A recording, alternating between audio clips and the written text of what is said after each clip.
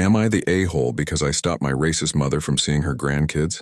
Last year I met a guy and I had no clue who he was, but I was drunk and in a club. I take full responsibility for that.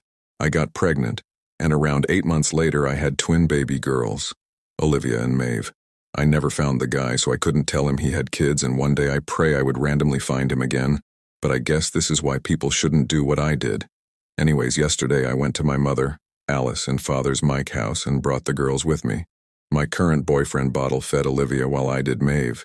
It's a thing we have and we switch every time too. My mother decided to tell me she isn't comfortable with my boyfriend, Randall, in her house anymore. And I didn't understand what she meant by that, so I handed Randall my little girl and spoke to her. Now she's a very traditional woman. I'd say racist, but she had always let him in our family with open arms before yesterday. I asked her what she meant and she had the audacity, OMG, to tell me that she saw a black man rob a store that day, she works there, and said she was worried about Randall stealing her candles. I was shocked. We got up and left. Randall was upset and still is.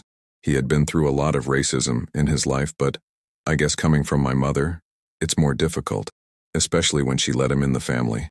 My mother said to me once that Randy was the only black man she liked, and I took that with a pinch of salt.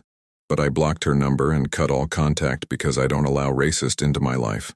Might I just say that Olivia and Maeve aren't pasty white like me too? She had no right. She came to my house earlier this morning and sat down on my couch like nothing happened. She started talking about recent crime channels she had been watching, and then said something to Randall when he walked in the room from the kitchen. I won't say what, but it wasn't nice at all. I yelled at her and I swear I was so close to kicking her out of my house with my foot, but I just pushed her out instead. She called the police on me and said that I was her cruel daughter. So I sat with the cops for a good hour, talking about what happened. Luckily, I got out of that pretty easily.